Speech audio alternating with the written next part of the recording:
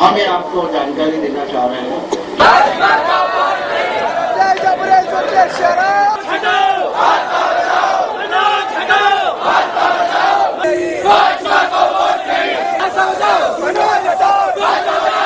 मध्य प्रदेश की सत्ता पर फिर काबिज होने के लिए भारतीय जनता पार्टी कोई कसर बाकी नहीं रख रही है। पार्टी बहुत सोच समझकर उम्मीदवारों का चयन कर रही है और जहां भी उसे लग रहा है कि जो स्थानीय दावेदार हैं यदि वे कमजोर हैं तो पार्टी अपने बड़े दिग्गजों को भी दांव पर लगाने में पीछे नहीं हट रही है। कैलाश विजयवर्गीय इसका उदाहरण है। इंदौर 1 जहां पर यह माना जा रहा था कि संजय शुक्ला जो वर्तमान में कांग्रेस के विधायक हैं उन्हें कोई स्थानीय नेता मजबूती से टक्कर नहीं दे सकता है, तो पार्टी ने कैलाश विजयवर्गीय को दांव पर लगाया। इतनी सावधानी बरतने के बाद भी लेकिन भारतीय जनता पार्टी को कई विधानसभा क्षेत्रों में बड़ी परेशानी का सामना करना पड़ रहा है।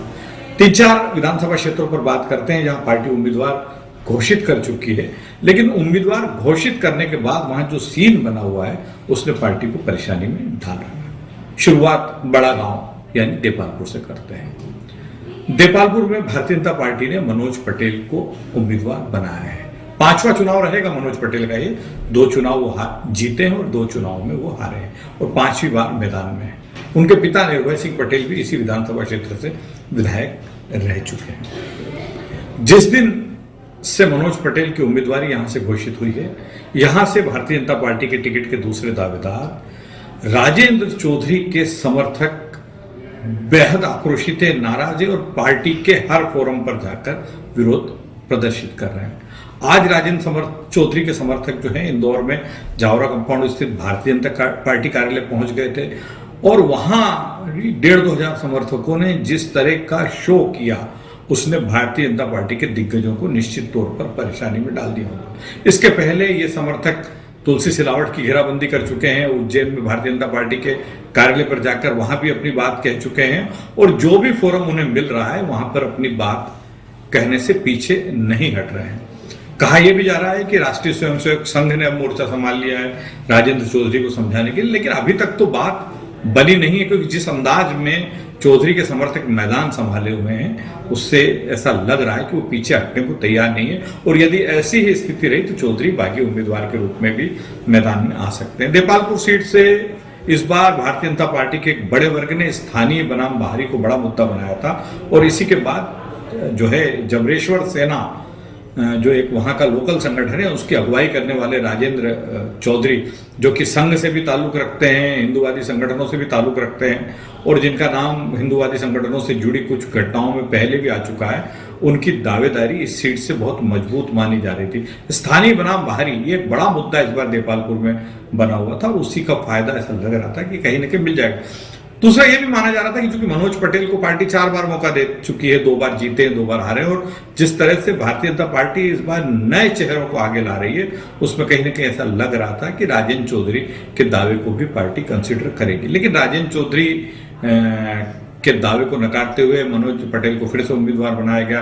मनोज पटेल अपना कार्यालय का उद्घाटन करने बड़े लाव लश्कर के साथ वहां पहुंचे और उसके बाद जो है ऐसा लग रहा है कि अब मनोज पटेल पूरी ताकत के साथ मैदान संभाल चुके हैं।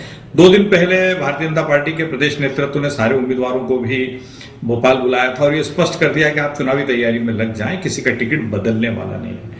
तो देपालपुर में जो स्थिति नजर आ रही है उसमें ऐसा लग रहा है कि राजेंद्र चौधरी शायद तीसरे उम्मीदवार के रूप में मैदान में हो। अब उनके मैदान में रहने से किसको फायदा मिलता है और किसको नुकसान होता है यह तो चुनाव नतीजे आने पर ही मालूम पड़ जाएगा। बात खाचरोद की करते, खाचरोद नागदा विधानसभा क्षेत्र, यहां से पार्टी ने डॉक्टर तेज बहादुर सिंह चौहान को उम्मीदवार बनाया। उनकी भी जमकर खिलाफत हो रही है। तेज बहादुर सिंह जो है इंदौर के ही प्रभारी थे, पार्टी ने उम्मीदवार बनाया। वहां से दिलीप शेखावत जो एक बार वहां से विधायक रह चुके, उनका दावा बड़ा मजबूत था, वो तैयारी कर चुके।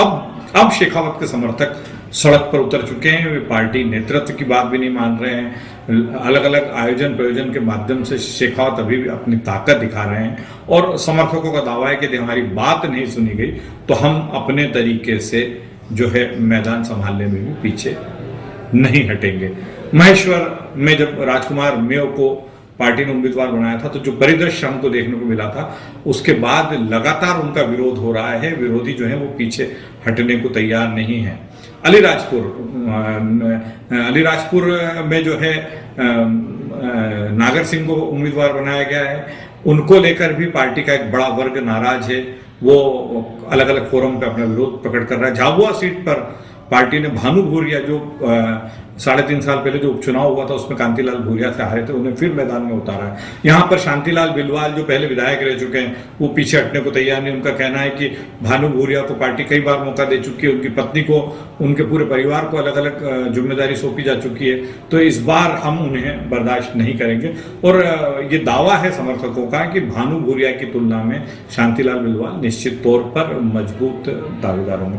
सोनकर से जरूर थोड़ी राहत की खबर है। यहाँ राजेश सोनकर का पहले तो राजेंद्र वर्मा और उनके साथियों ने बहुत विरोध किया था, लेकिन संगठन की समझाइश के बाद ये लोग मान गए हैं। तो कुल मिलाकर भारतीय जनता पार्टी सत्ता में आने में कोई कसर बाकी नहीं रख रही है। संगठन लेवल पे बड़ी लंबी चौड़ी कवायद चल रही है। एक एक विधानसभा क्षेत्रों को लेकर बहुत माइन्यूट ऑब्जर्वेशन है, उसी के आधार पर उम्मीदवारी के फैसले हो रहे हैं। लेकिन जो 79 कैंडिडेट भारतीय जनता पार्टी घोषित कर चुकी है, कई विधानसभा क्षेत्रों में जो आक्रोश है, खासकर मैं मालवा निमाड़ की बात कर रहा हूँ, मालवा निमाड़ के कई विधानसभा क्षेत्रों में जो आक्रोश है उससे निपटना भारतीय जनता पार्टी को भारी पड़ रहा है। इससे यदि पार्टी के नेता नहीं निपट पाए तो नुकसान तो उठाना ही पड़ेगा।